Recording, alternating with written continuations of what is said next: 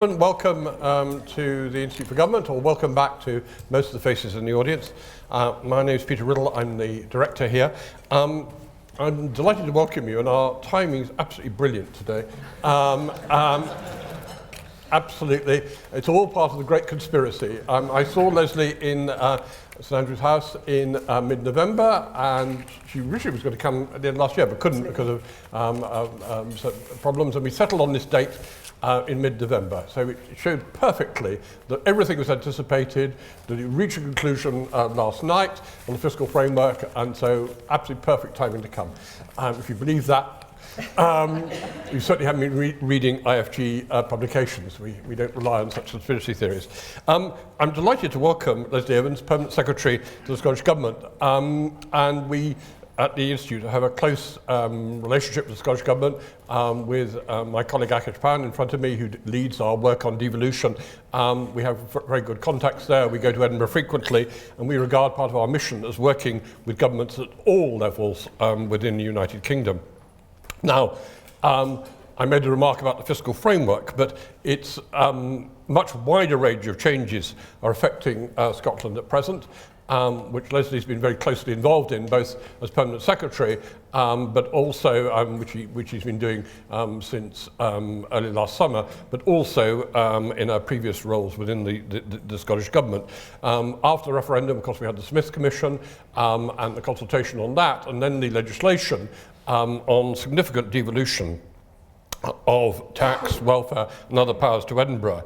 The legislation is currently making its way through Parliament, and I think there'll be some acceleration of that. Then there'll be, by the end of March, and indeed within 4 weeks' time, there'll be the consent motion debate within the Scottish Parliament as well before the Scottish elections.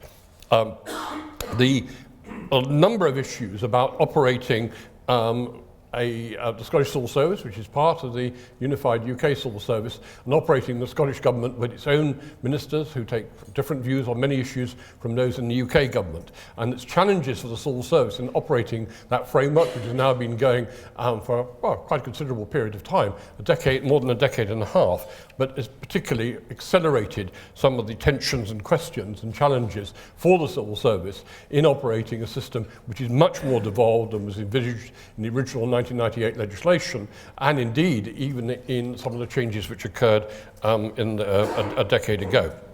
So there are new systems, capacities for policy. There's Revenue Scotland, which administers two big taxes, but there's also complicated series of arrangements with UK government agencies to take forward some of the Scottish Government policies. And those are real challenges for the Civil Service. So that's why I'm particularly grateful and glad to welcome Leslie Evans to talk about leading the Scottish Civil Service at a time of change. Leslie.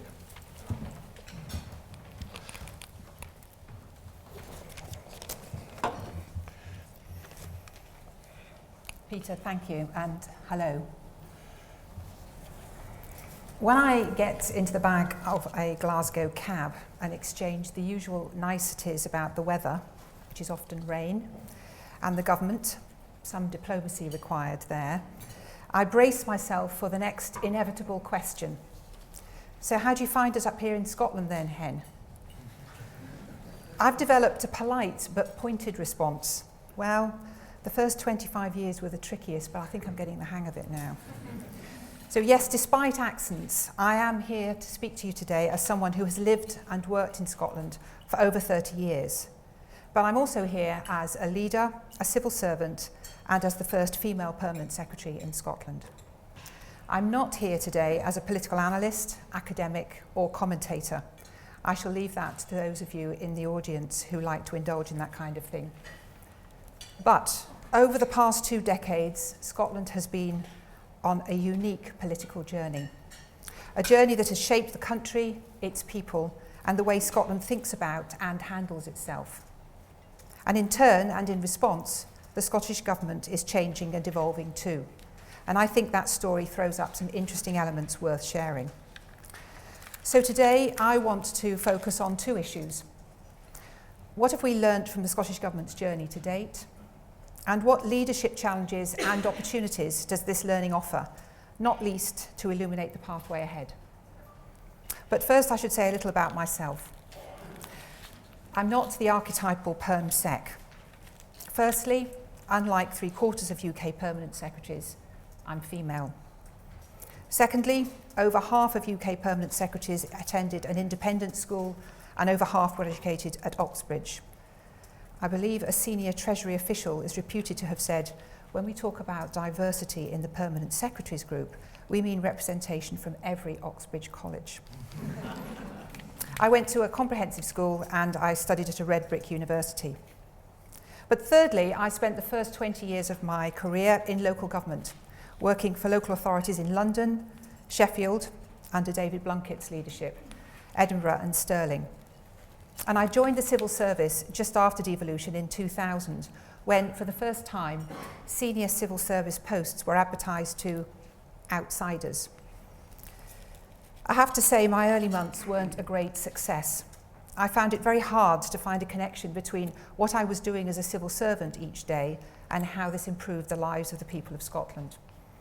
Part of my induction was to go to Whitehall and learn about Westminster, the ancient Parliament, and the working and traditions of the UK government. I spent the entire programme trying to translate what I was hearing into what this might mean in Scotland, with its different government infrastructure and systems and modern, accessible parliament. What I didn't realise then was just what a very useful skill this would turn out to be, because I spend quite a lot of my time translating in this way today. But by the time I leave this post in 2020, I shall have spent exactly half of my career managing and delivering services to the public and half in the civil service. And I think this background gives me a particular perspective on the role and nature of public services, the interface between national and local politics, and indeed how all this impacts on the citizens and communities we serve. It's also given me the chance to observe the role of the civil servant in Scotland from different angles. Unlike most permanent secretaries, I'm not in charge of a department. I support a government. I attend Cabinet as the principal advisor to the First Minister of a country every week. I'm responsible for the deployment of all devolved powers and their impact on Scotland's citizens, not just for one defined policy area. And civil servants working for the Scottish Government are closer to the point of delivery than many of those working for the UK Government. They operate in a different context, and consequently a different leadership is required, and I shall return to this theme later. So it's almost 16 years since I joined the civil service and 18 years since Scottish devolution, in which time we've transfigured from the Scottish Office to the Scottish Executive to the Scottish Government. The devolved administration has seen coalition, minority and majority governments. There have been 2 Scotland Acts, there is a third in the wings. We've experienced seismic shifts in democratic scrutiny and participation in policy making and in political representation. And we've seen the evolution of the strategic Scottish and outcomes-based approach adopted by the current government. Because in 2007, we moved from supporting 450 partnership commitments of the coalition government to the pursuit of one single purpose, namely, creating a more successful country with opportunities for all to flourish through increasing sustainable economic growth.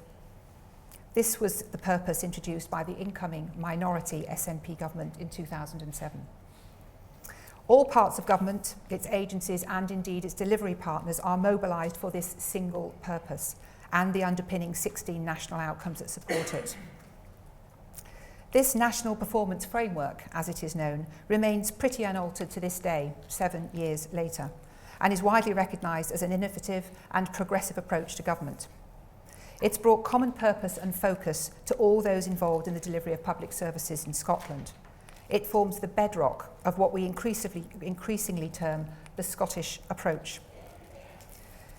There's no hard and fast definition of the Scottish approach, but I think it has 3 particular characteristics.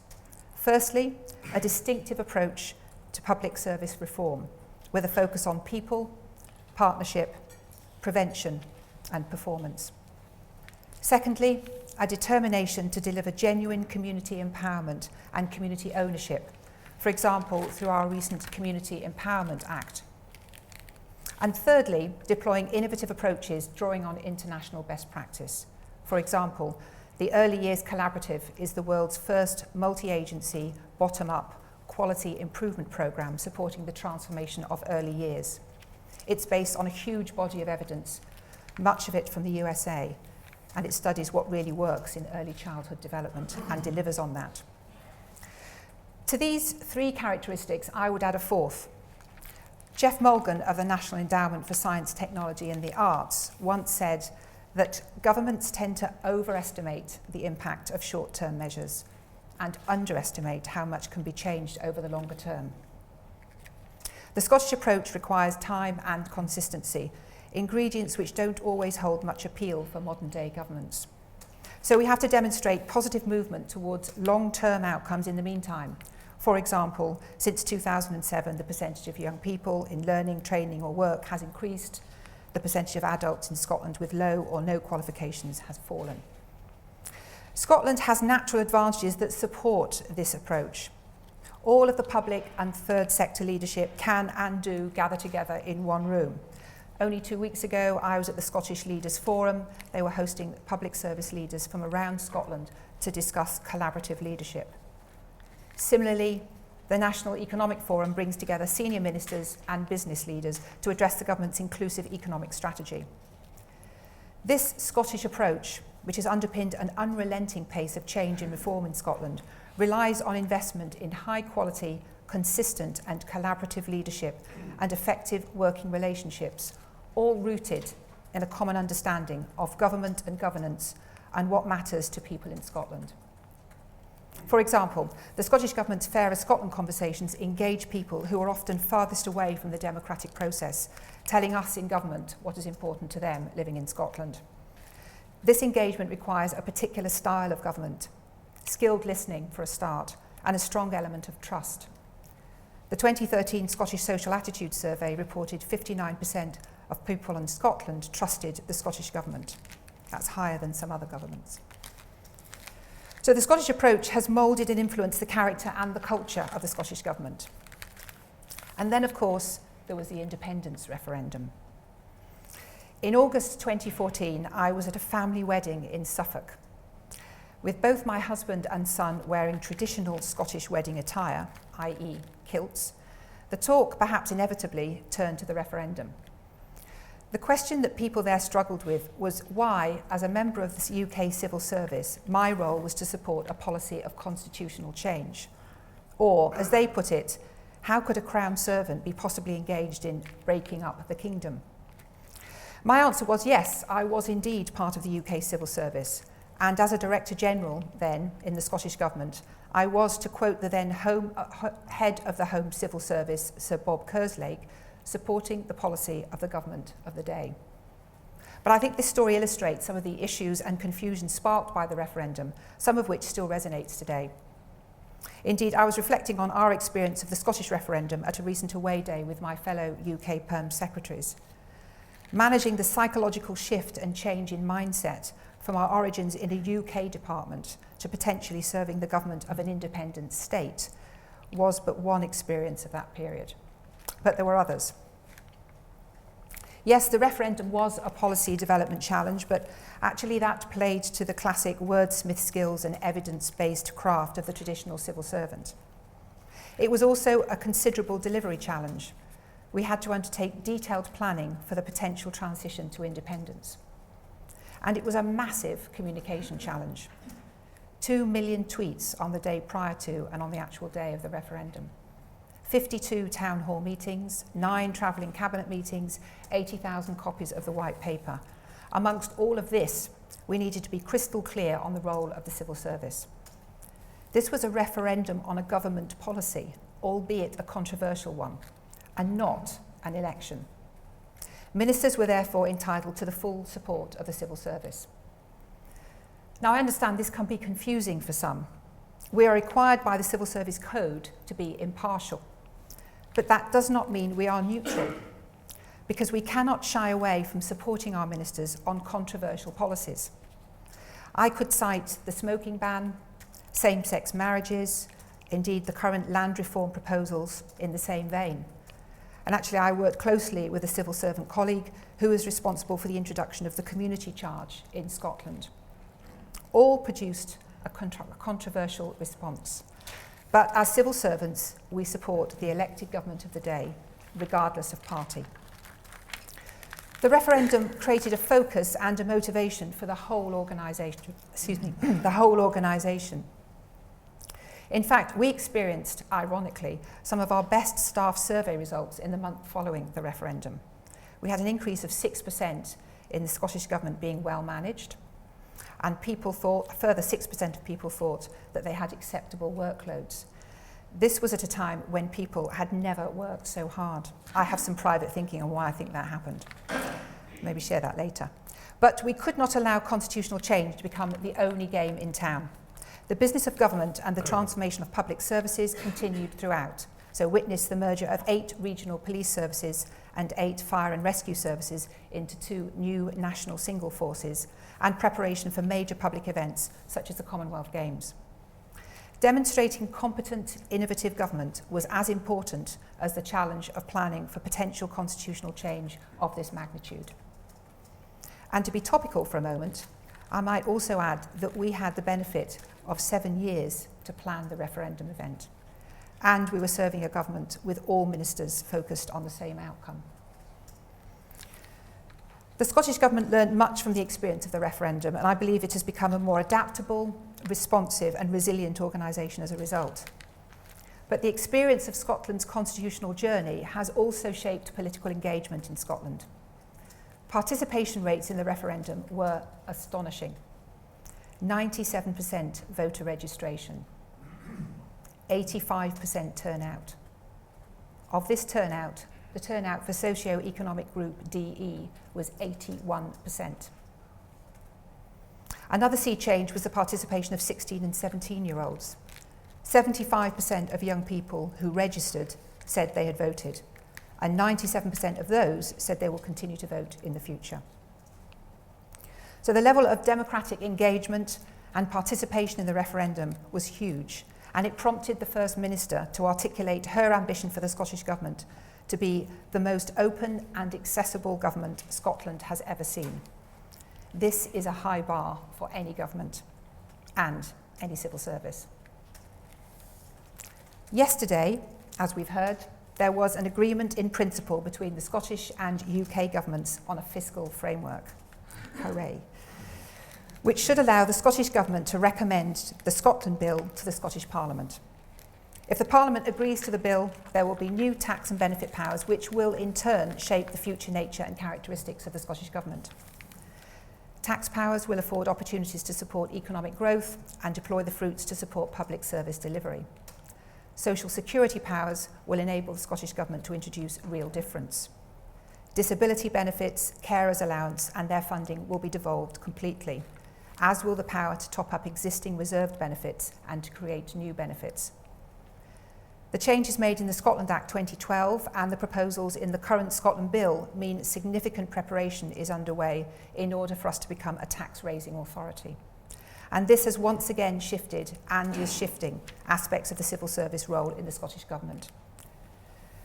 The capacity to tax and to deliver a range of frontline services will not only test the robustness of the Scottish model of government to which I referred to earlier, but it will challenge our policy-making practice too. It will change the nature of the relationship between the Scottish Government as a tax-raising executive and the people of Scotland. Not only that, but aspiring to be the most open and accessible government that Scotland has ever seen must inform the way in which we report on and are held to account for our progress and performance, not only to the Parliament, but to Scotland's citizens too. And the debate on the Constitution of the UK continues. The Scottish election is weeks away. The EU referendum takes place in June. There are interesting elements of the English votes for English laws and indeed devolution to English cities and city regions. So devolution across the UK is a fact of life. It's not going away. In fact, I think it's going to become more complex, more intricate, and a consistent element influencing the future shape of all levels of government. Within this dynamic framework, the rest of the UK is and will be Scotland's closest relationship. No matter the constitutional change, it is in everybody's interests to preserve and invest in an effective working relationship. But Scotland and our institutions, our public services, our policies and our operational context are distinct. They have evolved to answer the needs, ambition and character of Scotland. Isn't that, after all, what devolution is all about? So as a result, what we do and how we do it is different from Whitehall. This divergence in policy, delivery and governance is the context for one UK civil service actually serving 3 different governments, for we must not forget Wales. It informs and shapes the nature and characteristics of the 21st century relationship between the Scottish and UK governments, and we must remain alert to and thoughtful about what this means in practice. This difference and distinctiveness represents advantages, risks certainly, but also opportunities, particularly at this time of further change. Firstly, a couple of advantages.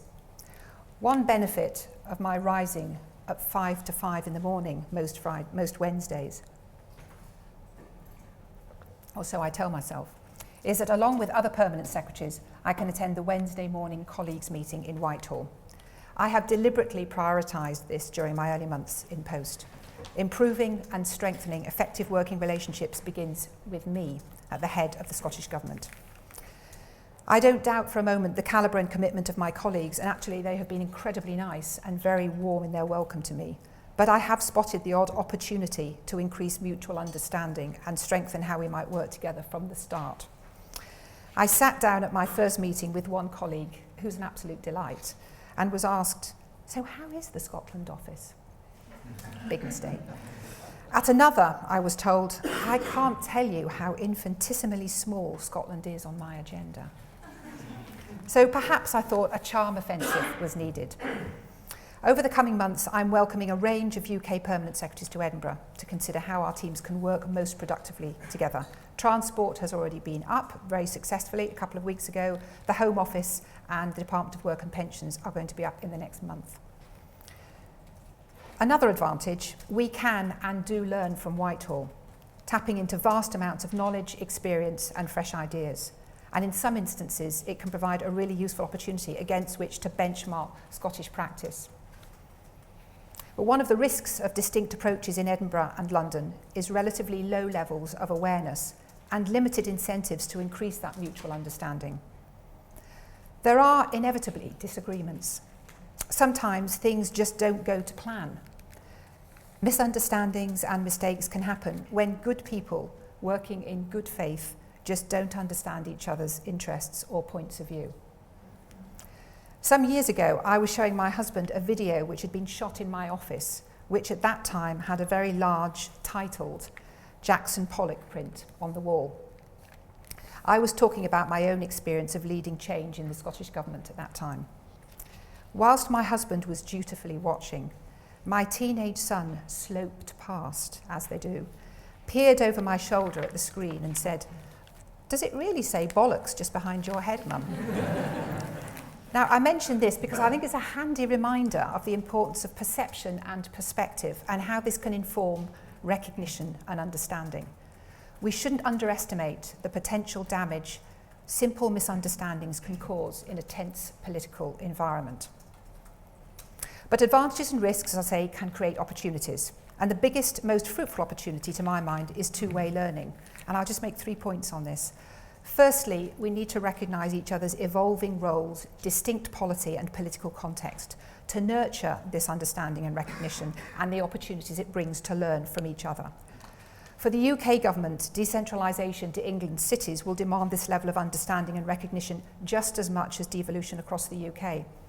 This is valuable learning applicable, I think, on a range of canvases. Secondly, the Scottish Government can share and showcase innovation. Although there often feels like a high degree of separation between debates in London and Edinburgh, we share an interest in addressing many societal and behavioural issues. Scotland was the first UK administration to introduce a smoking ban. And our reduction in legal drink driving limits is also attracting attention from elsewhere in the UK. Our whole system approach to youth offending is focused on prevention and early intervention, tackling all aspects of the problem, aiming to stop young people following the wrong path. I've already described our outcomes-based approach, which is attracting international interest, and the Carnegie Trust has called the Scottish Government an international leader in well-being measurement. The third point of two-way learning, I think, is that Scottish governments Scottish Government officials will need to and want to work closely with their UK colleagues to ensure the effective transfer and smooth transfer of tax and welfare capabilities. This is incredibly important. We have much to learn from the skills and knowledge of the UK civil service in these areas. And I know that the Institute for Government has called for further exchanges of this kind, and I welcome and support this and indeed their role in creating a forum and context for this kind of exchange. So the need for greater interaction between Scotland and UK provides an opportunity to build greater trust between the two governments. We also have to recognise our greater interdependency, what I call the ragged edges of devolution, where devolved and reserved policy areas bump up against each other. That's always demanded a certain level of interdependency. But as devolution continues, more time and energy must be invested in everyday and routine contact and procedural interactions.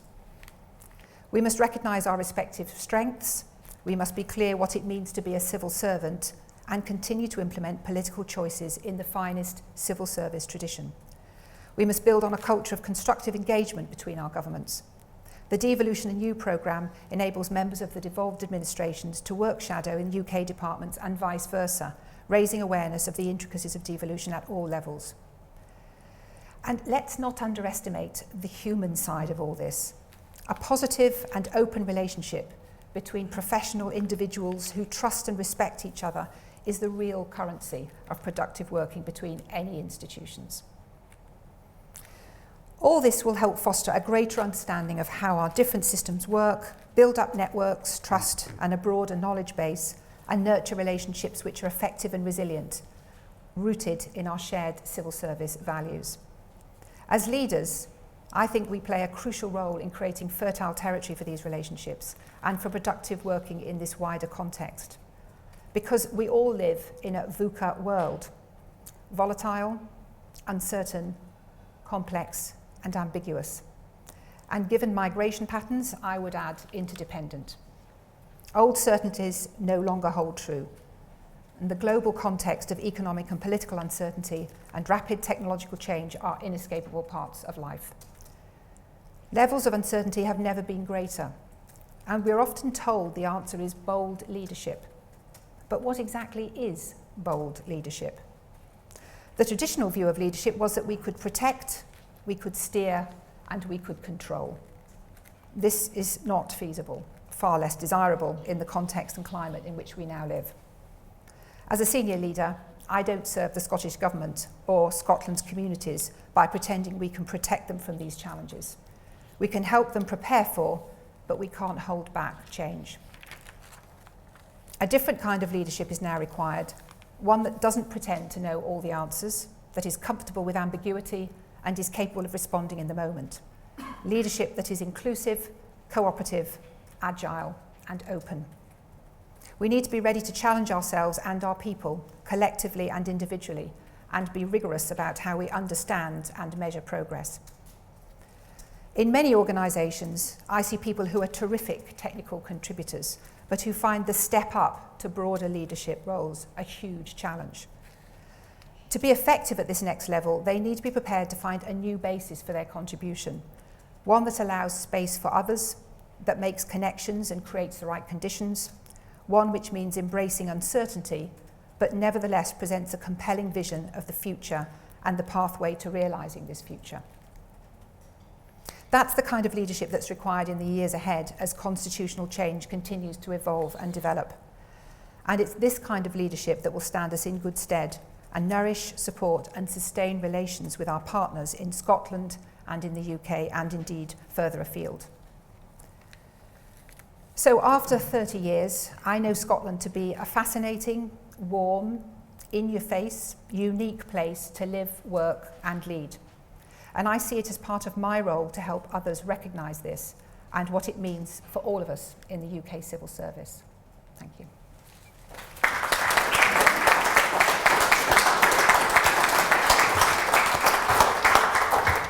Leslie, thank you very much indeed. Absolutely fascinating speech. Lots and lots of areas I want to explore for opening up to the audience here, many of whom I know have very interesting views on that.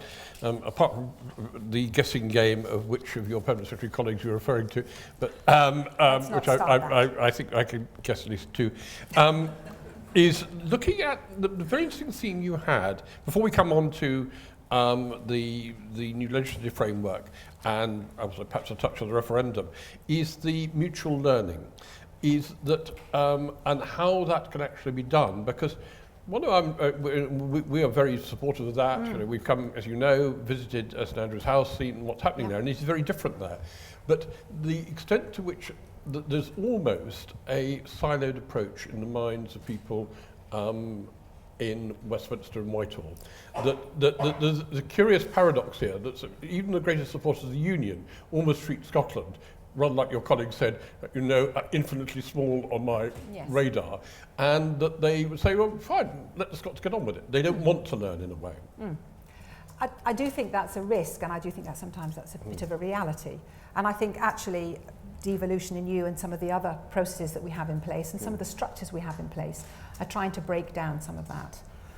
I think, first of all, one of the examples which I would say where there is some really useful learning and some common interest which is less controversial is things like policy development, the policy profession. Some of what we're doing in developing and investing in our talent equally is seen and understood as being on a very equal footing.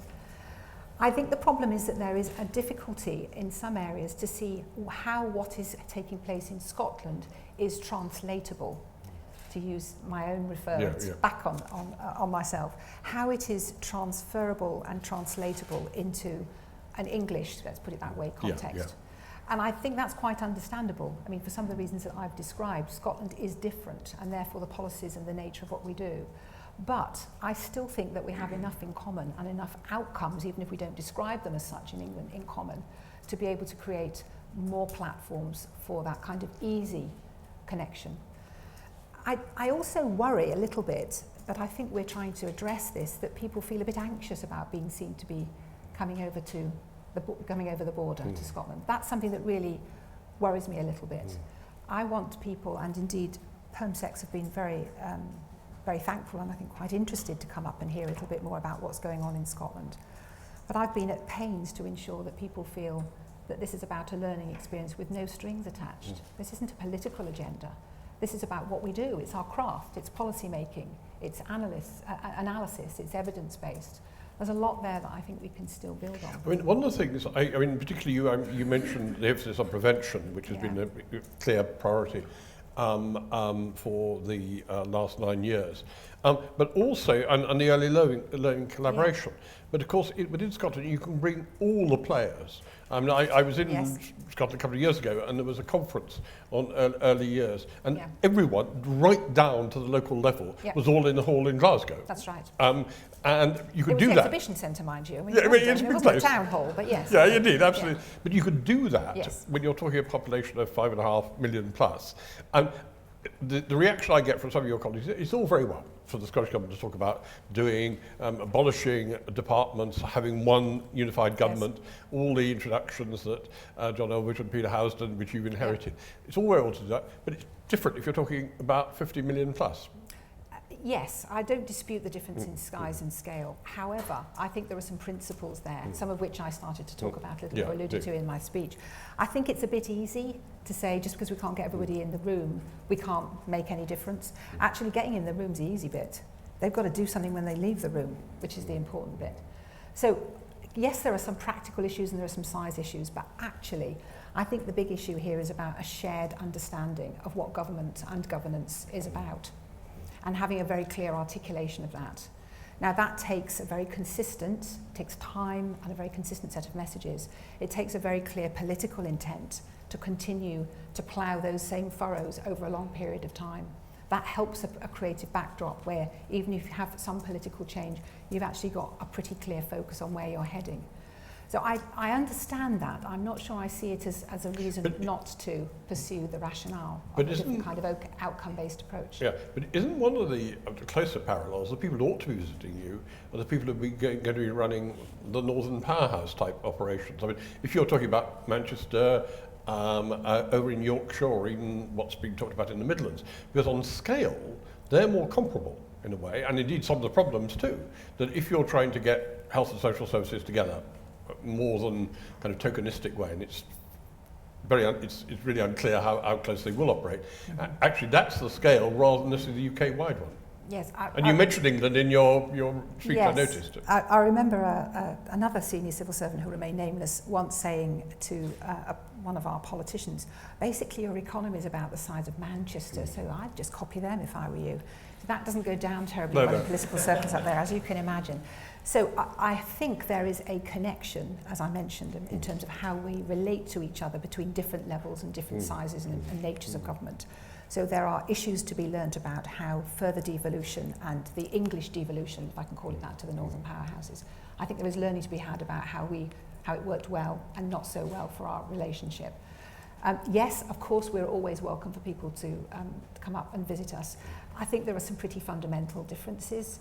Our legislative and our education system have always been fundamentally different. Some of the areas that we're pursuing quite vigorously are probably not those that would suit the northern powerhouses. They are cities and not a country.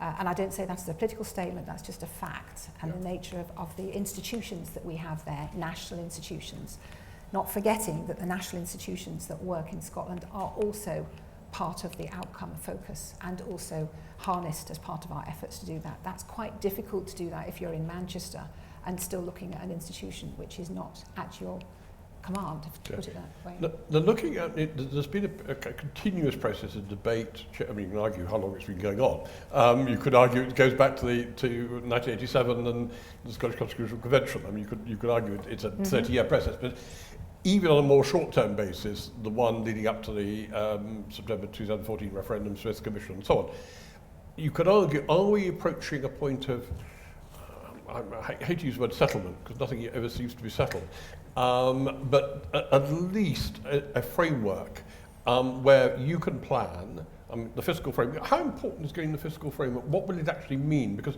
there's going to be heads of agreement published. There's a lot of detail. I mean, I'm not pressing you on that today because it's still to be determined. But how will it actually operate to make it different for you? How predictable will your and your colleagues' life be? I mean, the fiscal framework has been the bedrock of getting agreement on the Scotland Act, on Scotland Bill, Act as it will be. It's fundamental, and it set out the future of Scotland fiscally, not just in terms of what was in that bill, but for Scotland as a whole. So it's enormously important. And that's why it's been such a detailed, complex, politically tense, exposed process in getting to where we got to yesterday. And it's fantastic timing that we did get to that place yesterday. From our point of view, it's crucial. We will be, as I mentioned in my speech, moving from an administration which administered a block grant to one which will be responsible for creating the conditions of raising taxes and making informed decisions about how those taxes are deployed. And that does change the relationship, as I mentioned in my speech, between the executive, to call it that, in Scotland and the taxed people of Scotland.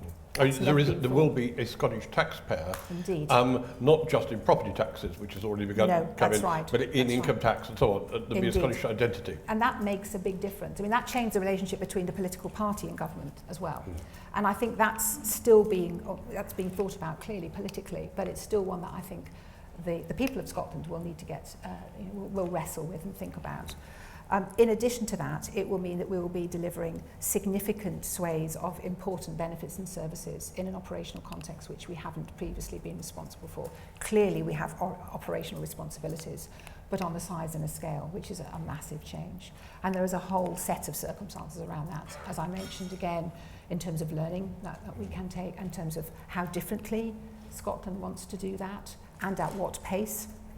And I think that's one of the benefits of having an election so soon after this process, if I can call it that, because every political party will be setting out before May what they intend to do with these powers, how they intend to deploy them, at what pace, at what level of radical thinking. And it will be a fascinating opportunity for people in Scotland and indeed others who study these things to see how far and fast those proposals will be set out and by which party. Now, one of the things which is crucial for government is, if you go back to the 1998 legislation, there were some things which were reserved and some things which were devolved, and it was fairly clear cut. Now it becomes much more, well, I mean, the problems emerged, but in theory, it was certainly clear. Scotland case, Wales is different. But now, for example, on income tax, I mean, you've got Revenue Scotland, which has the property-based taxes, and things you can't move. But on, let's start with tax. What will your relationship with HMRC be? Because they've got to collect it. You don't have you won't be setting up your own HMRC. No. You've got Revenue Scotland, but we have. And so how does that, because you won't actually be in charge as the senior civil servant in the Scottish Government for quite an important function. Absolutely. So it's going to be a crucial responsibility and a crucial relationship, and one which we've already, of course, had some discussions about. It will be very important because the efficiency and effectiveness by which that tax is collected, the quality of the services, the nature of those services, the customer relations and everything, that will reflect on the Scottish Government in power.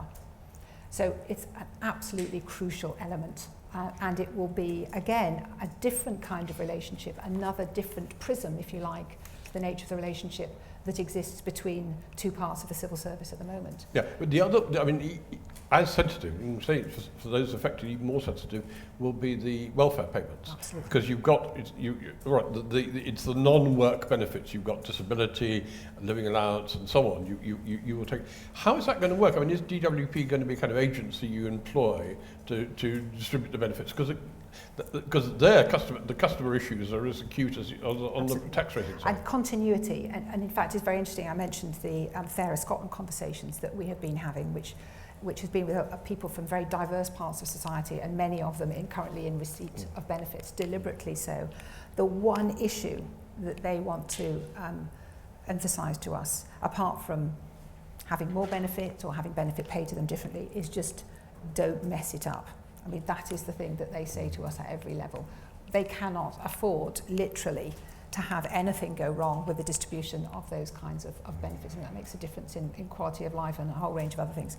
So we're very acutely aware of that, and we're looking very carefully, and there's been work for some time going on looking at how and when we deliver and change the nature of the delivery, because changing it is the first thing that starts to risk the continuity of provision. Yeah. And we've been working, in fact, you know, I would give credit to DWP, who, as I said, are coming up in the next few weeks, about how they have worked well with us so that we can think, and the ministers have a choice then.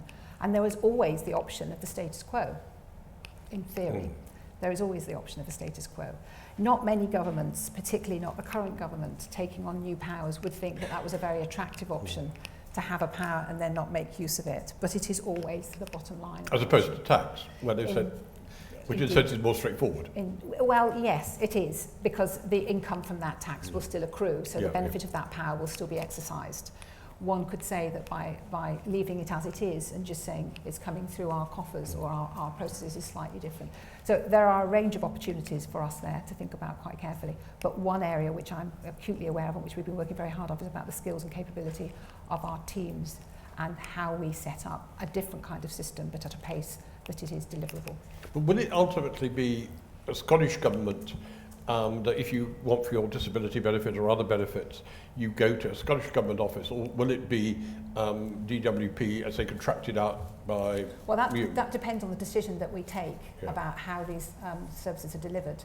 But no, it will be either way, my suspicion will be it will be a Scottish government service. With a badge which says, I mean, like Revenue Scotland on the limited tax side, for benefits it'll be, you go to a Scottish government website, nowadays with digital. We would like to think so, but there'll also be some face-to-face interaction as well. And I think the other thing that is worth thinking about here, and we haven't mentioned it, but it is a common theme, and that is, just as England is thinking about how it devolves more powers down to the cities, there is a constant conversation, as you might imagine, with local government and with certain aspects of certain cohorts in Scotland about, well, shall we be getting more of some kind of powers as part of a delegated authority that is moving on down the UK? So, for example, the islands in Scotland have played a very strong argument, actually, as part of the independence referendum, saying, well, if there is independence, we want some more authority and responsibility within that. But actually, after the independence referendum,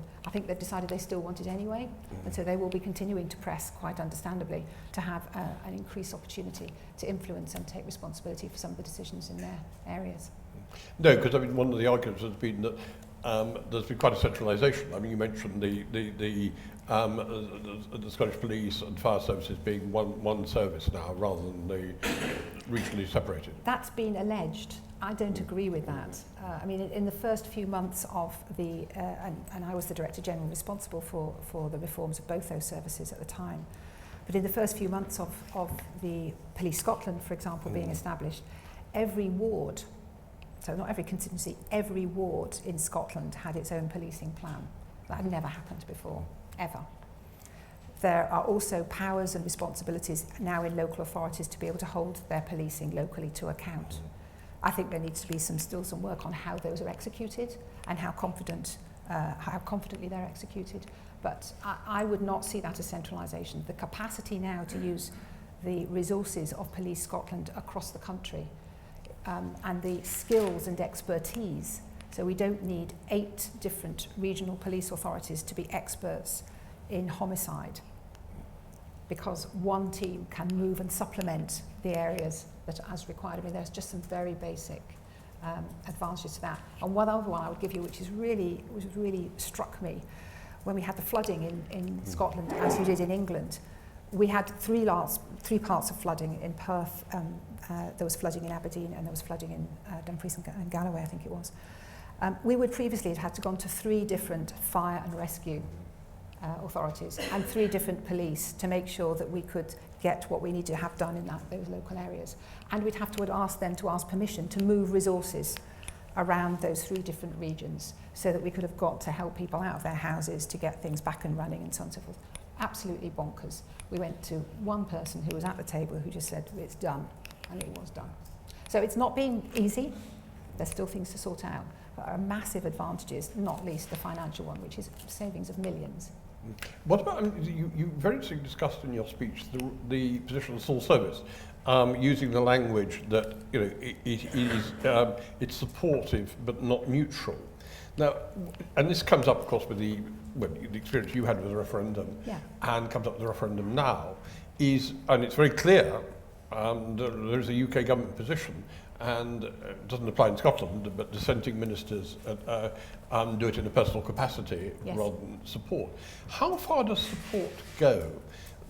One of the issues which did arise in the run-up to the referendum, where your predecessor had a certain amount of controversy, was where do you draw the line between support and campaigning? And I'm not talking about the 28 days campaigning period or the slightly longer one than the Scottish referendum, but how do you draw the line? We thought and were alert to that throughout the whole of that period. It was, I will answer your question in a minute, but one of the things that actually we did do, and I was talking to, as I said, my colleagues in the Perm Sex team about how we handled the referendum. One of the things that we did do was we talked a lot and listened a lot to the staff about their concerns about areas of confusion, often at a very local level. So we didn't put any guidance out until we'd actually discussed with staff what were the things that were concerning them. And some of them were very straightforward and some of them were not.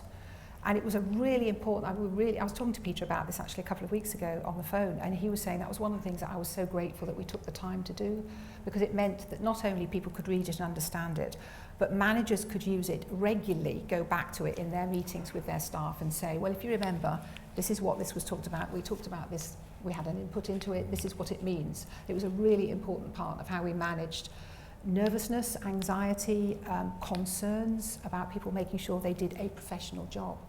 And that professional job was to provide evidence-based and factual support for policy intention. And I think the white paper was a very professionally produced and was acknowledged to be a very professionally produced statement, but it differentiated between the factual and evidence base of independence and what that might mean, and the policy aspirations of a future government. And it's not unique in that. I mean, the command paper following the Smith Commission did just that by the UK government. We have produced papers in the past that have to ride those two and clearly differentiate between those two. But staff had to be alert to that, and they had to be the important thing, going back to my first point, was they had to feel comfortable in saying, actually, I'm a bit worried about this. Am I going into a wrong space here? We had public meetings where staff were present and where ministers were present. And staff had to be, and were keen to be, very clear about saying, I'm a civil servant, I'm supporting the government here, but I am not acting on behalf of any campaign. We never used any language about campaigning, about the Yes campaign. It was never used in any of our public speaking or writing. And unfortunately, that wasn't the case necessarily always in the UK's government, but I'm not casting aspersions there. It was a tricky time for everybody to work well How are you going together. to play the EU referendum then? Because unified civil service, Jeremy Hayward put his advice out on Monday to civil servants, Yes. and there's a reference to devolved administration. So how will that work out? Well, we will be putting out our advice shortly as well to staff a little bit later, because obviously we've got the election first. One thing we don't want to try and do is confuse staff about all of this. But I mean, the government's, the Scottish Government's view on EU is very clear, very going to be articulated in publications and so on and so forth. We don't have that difficulty, which I am sympathetic to in terms of the UK civil service. I think there will be, we'll need to be careful about how we're interacting with the UK government on reserved, devolved issues so that we're sensitive to that. I think this is an opportunity for us to show some sensitivity to some of our colleagues' well, there will be difficulties, of course, testing circumstances for how that they work and apply that guidance. So we'll need to be alert to that. But as far as the Scottish Government's view and the policy opinion on the EU, I think that's pretty clear. Bit of disappointment, as you will imagine, on the Scottish Government ministers' side that it's being held at the time that it is, because it's felt that it's rather too close to the May elections, and I think Wales echoed that as well. But however, that's in the past now. Right, let me open it up to questions on that. And could you say who you are? Robert Morland. Actually, I'm a former MEP, but I'm not going to ask you on that. I'm also a former councillor in England, which is more relevant. But I should assure you, if you look at my biographical details, I went to Bearsden Academy and Glasgow Academy. I have really two simple questions.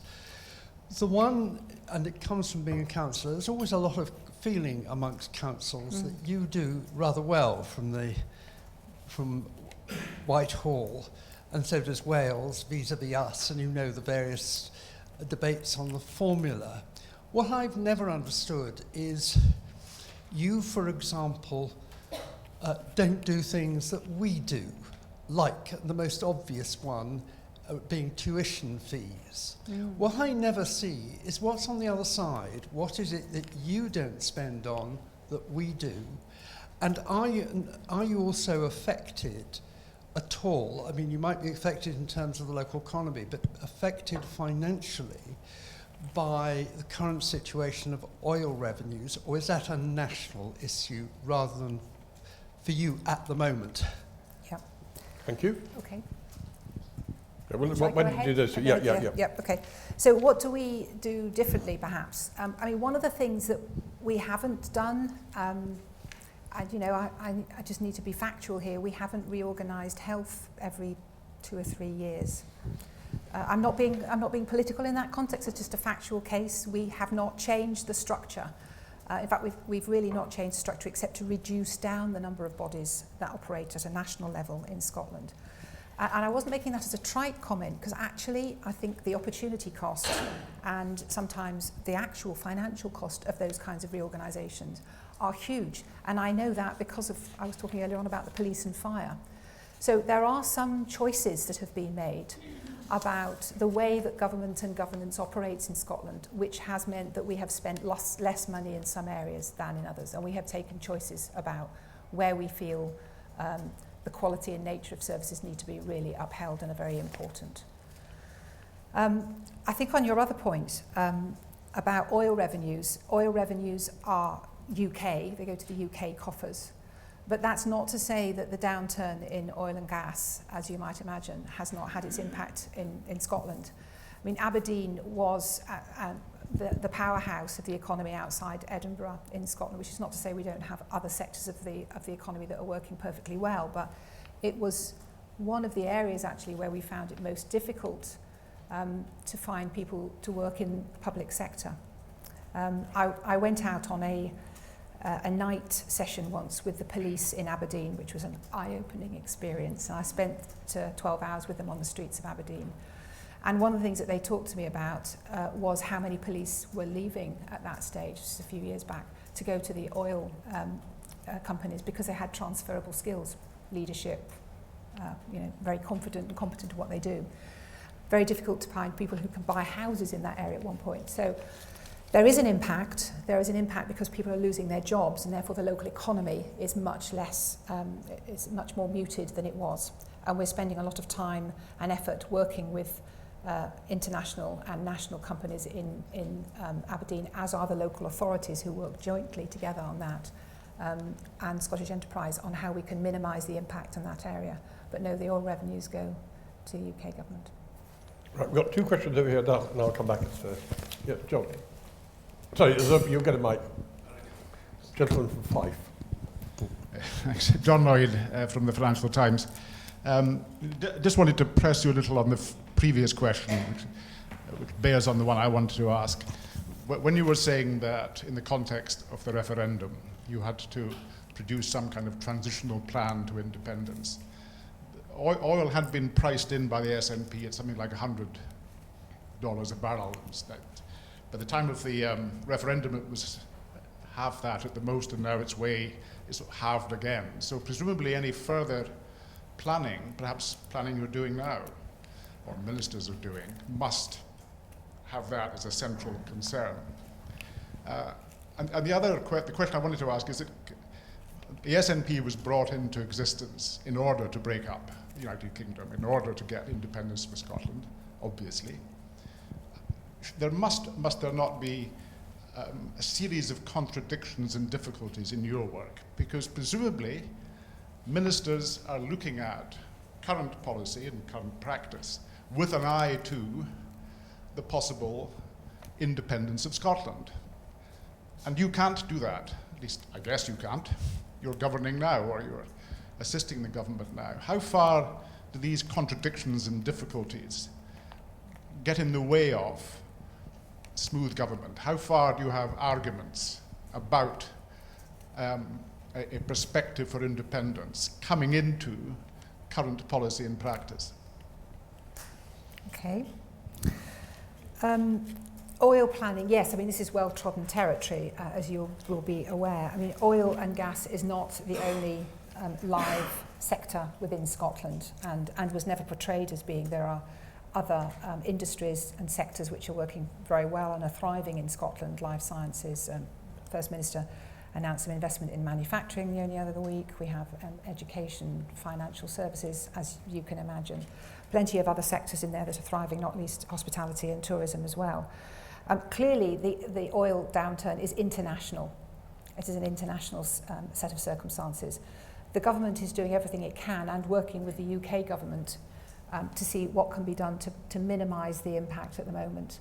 But oil is a volatile, always has been a volatile industry. It's not new in those circumstances. It's cyclical. And I don't know if you heard Sir Ian Wood on the radio the other day, but his view is this is cyclical, and it will come. Oil will come back again. We're not sure how soon, probably sooner than others might like to think, but it will be cyclical, and that needs to be taken into account in the economy of any country.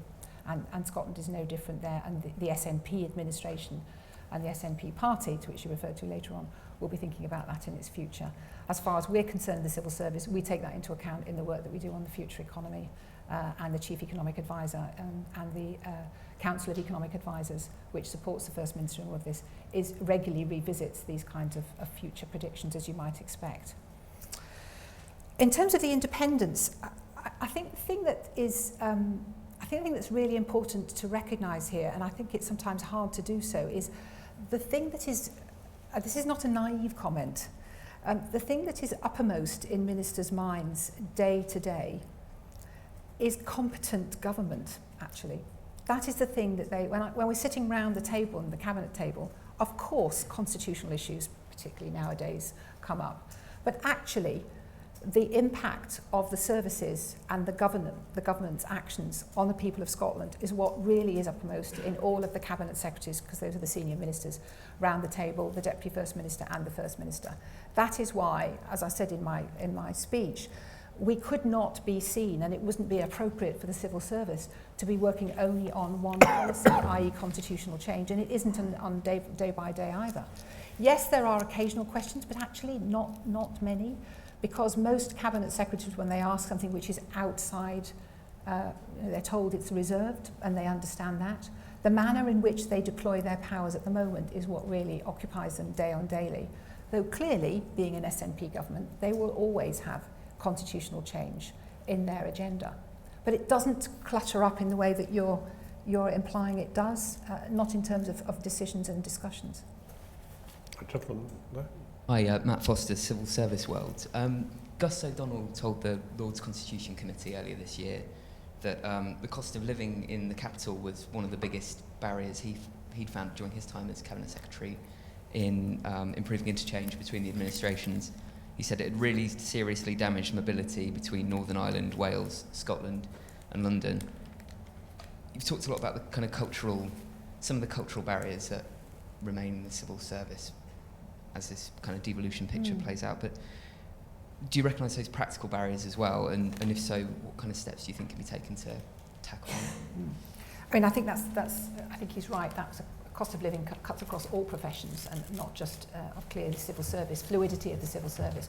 But we do have people who come down here, and we do have people who move up to Scotland, and both on an exchange basis and on a permanent job basis. I think part of the issue is also where people are in their age and stage of their career. So one of the things that we're very aware of, to be honest, is that many people who might be thinking, what's the next stage in my career? Shall I move down to London? And equally, I suspect, shall I move up to Scotland? Because we advertise all our senior posts externally. We've just got 2 Director General posts on the market at the moment, in case any of you are interested. But the problem there is that people are thinking, actually, I've got 2 kids. They're in the English system or they're in the Scottish system. Therefore, it would be very difficult. Now, actually, it's not that difficult. Clearly, people do it frequently. But I think there's a bit of a perception about all of that. I think the other thing is the more we know and understand each other, and particularly the more people know about how life feels and looks in Scotland, the more likely we are to be able to encourage people to think about that as an option for their career, not necessarily permanent. But we do and will encourage to have people work shadowing and getting more of an understanding of what it is and how we do business in Scotland. But London will always be an employment magnet, that is an issue. And indeed, Edinburgh is in Scotland, that is an issue too. Your mic will come.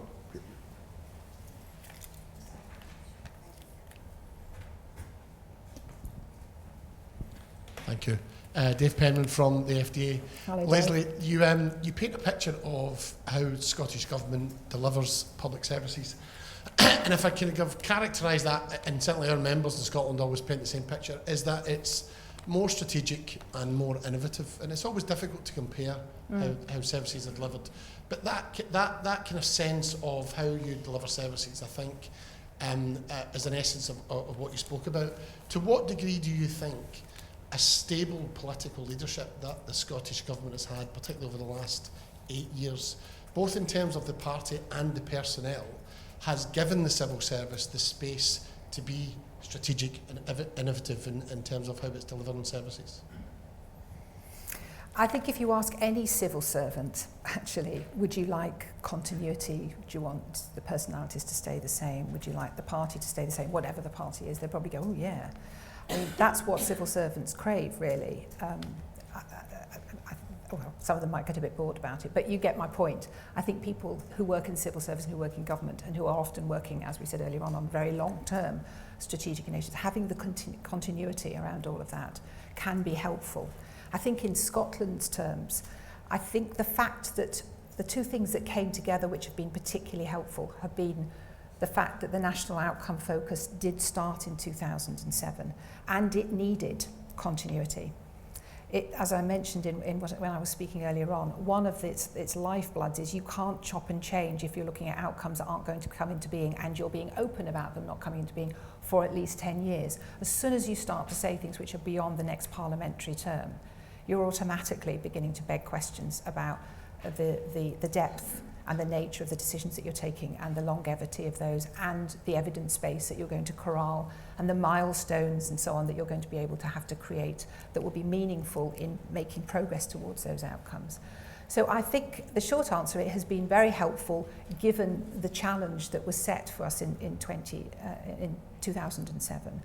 And I think it has helped a different kind of government take root there. However, that needs constant tending. It needs constant investment. It's still work in progress. I think everybody would say that.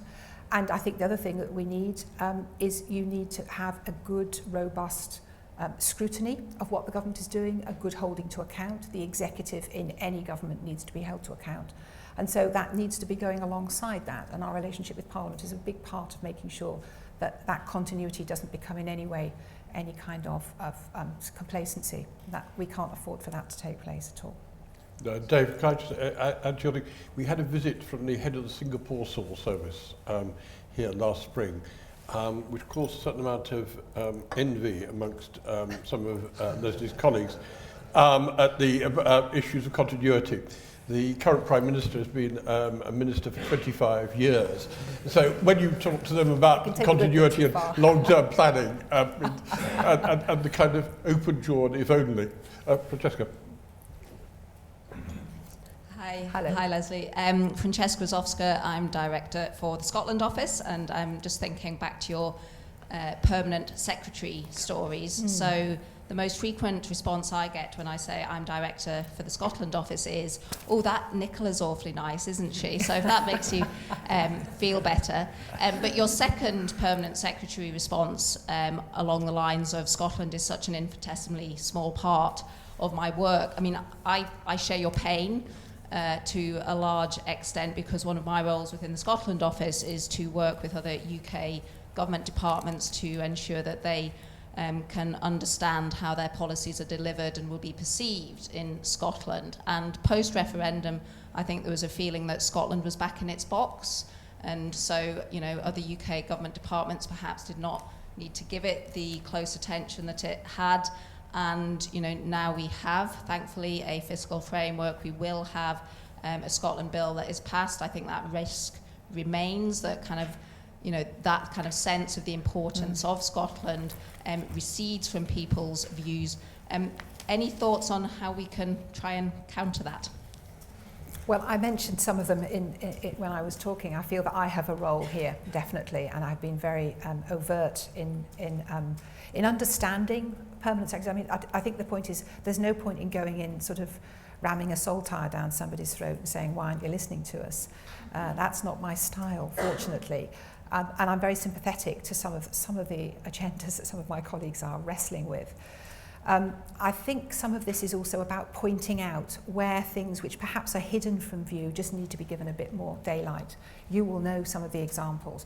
And that ragged edge, as I would call it, is sometimes one of the most useful areas to sort of hone in on with colleagues. So when I'm talking to permanent secretaries for the first time, apart from just trying to get to know them a bit and get on with them, and they are a very good bunch, it's also about picking a couple of examples where I know they either have a problem and we have found a solution which may or may not be transferable, and that's not always the case, or equally where I know that we have got a common interest in trying to resolve something which is, you know, irksome for both sides. So I think it's about picking the opportunities. I think programmes of such as devolution and you will help undoubtedly, and you know, as you know, Philip Rycroft and Derek from Wales and myself are doing a video this afternoon which will be used to support that programme and greater learning. But I think there is a leadership issue here, I really do, which is one of the reasons why I feel, and Philip has been doing a tremendous job, and I know you have too, about not banging on about this, but about being creative, about pointing out useful things to know, learning that would be helpful, points that would help us not get into a mess later on down the line. And that is often the way, you were talking about prevention, preventing things coming onto a political agenda when they really don't need to be. I think that's a very important use of our time. And actually, I do spend quite a bit of time as do others in the organisation, trying to make sure that actually this doesn't become a political issue. We should be able to resolve this before it gets to the political oxygen, because once it's in there, we've kind of lost it a bit. Now, some of it will be in there. Some of it will end up on the political agenda. It would be naive to say nothing won't. But my view is that we can do an awful lot in increasing the confidence and the knowledge base on both sides to understand. And the final point on this, I mentioned this being about relationships, and I can think of a very compelling and recent example where people on both sides, working for the UK government and working in our government, and this has informed the fiscal framework, have really worked to pieces to make sure that they understand what the other government is looking for. Now, they won't agree with it, and their political masters won't agree with it, but until you've got that frankness and that trust taking place, you're really not serving your ministers particularly well, because you have to give them a foundation of knowledge and understanding from which they can then decide, well, I don't care, we're still going to do this, or we're going to do that, or we'll look at that. But we are failing our ministers if we're not providing them with that rounded understanding and the nuancing, which a lot of that is often based on. Okay. Oh, thanks. Yeah, thank you. Akash Man from Institute for Government. Yeah. Well, to some extent, you've covered what I was going to ask, but I'll sort of ask it anyway. I was pleased to hear what you were saying about the potential opportunity of greater mutual learning between the governments around policy innovations being trialled at one level or another. Yes. And as you also said, I mean, that's something the Institute for Government's taken an interest in and published work on recently. And I think, what we found when we looked at it was there was a lot of appetite for a kind of, in principle, this would be a great thing to capitalise on what we called in the paper devolution as a policy laboratory. Yes. But that there were some, despite the goodwill and good intentions, there were certain barriers that just naturally made that harder. So one thing that came up was to do with the politics. Was there the backing from ministers to their officials to, for example, share evidence about policies that maybe hadn't delivered exactly what they wanted to?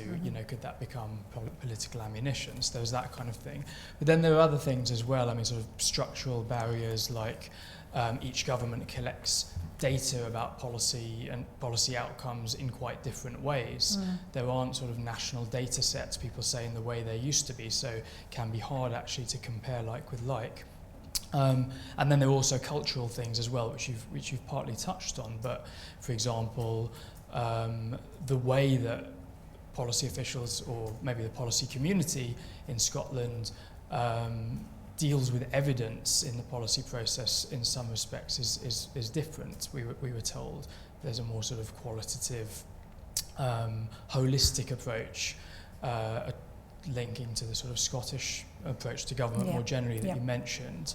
Whereas, for example, in the UK government's What Works centres, there's a focus on sort of, quantitative, experimental data from RCTs and so on. So sometimes it was hard to have those kind of productive conversations, even, as I say, with the best will in the world. So just wonder what you think of that and how you can overcome some of those issues. Can I bring in, we've got two more people who want to ask questions. So I'm going to bring them in, because so if you could put the list together. Yes, I will, yeah. Right at the back. Hi, thanks very much. My name is Derek Breslin. I'm a civil servant, formerly of the Scotland office, as it happens. My question was, sorry, I'll try and race through it quickly. So during the independence debates, one of the arguments crudely against independence would have been that it was too expensive, or that setting up these sort of mechanisms would be quite costly, and that would be the sort of thing that people might not think was worth the hassle. Now, you've obviously discussed some of these mechanisms that are going to be brought in regardless through the Scotland Act, so Revenue Scotland and sort of tax raising abilities and such forth.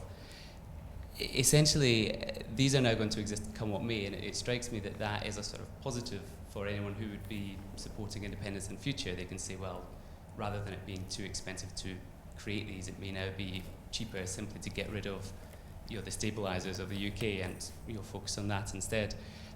I'm sort of half interested in your sort of thoughts on that, which is obviously a bit political, but my main question is more, Could you make it brief because we're running out of time? Yeah, it's fair. I'm coming to the end. Sorry. Given that that is the will of ministers, is to pursue independence, is this the sort of thing that you, as a civil servant, would discuss with them and would include in your advice to them? Because it is obviously political, but is the sort of thing that they would be exploring and interested to know about.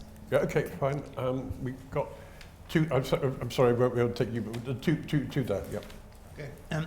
Hartley Miller, Chester University. Just returning to the issue of scrutiny, I understand that there is a difference in the way that parliamentary committees operate in Scotland from the Westminster model, and it has been alleged that the way that functions is a good reason why there's no need for a revising chamber. Do you have any comments on the way that you support committees? And is there something to be learned? Okay, we've got the question. And sorry, there's a gentleman here. I'll give him a quick chance. Yeah. Hold on, wait for the mic. Two questions. You've got one. We'll have to try and weave it into Tax and benefits are among the areas that generate the most complaints in government and always have done, along with planning and the like. Yeah. So a lot more complaints are going to be coming your way. How are you going to prepare for that? Right, thanks. That's a cheery one. I'm sorry. Okay, so just to go back quickly to the barriers point. Yes, there are barriers. I wouldn't call them barriers. I think there are differences. I think we have to be clear about what we choose to share from, what can we learn from that is most productive. Some of those things will not be comparable and therefore the learning will be limited, but I think there is sufficient there for us and we just need to be careful and tactical about what we share and how we use that to best effect for learning and for increasing our knowledge base for each other. The point about the tax revenue setup, and I think your point was, would we be advising ministers about costs of independence as part of our input into their decision making? And would you be reflecting the political sides of something like that, given that a mechanism was now in place for raising revenues that previously wasn't?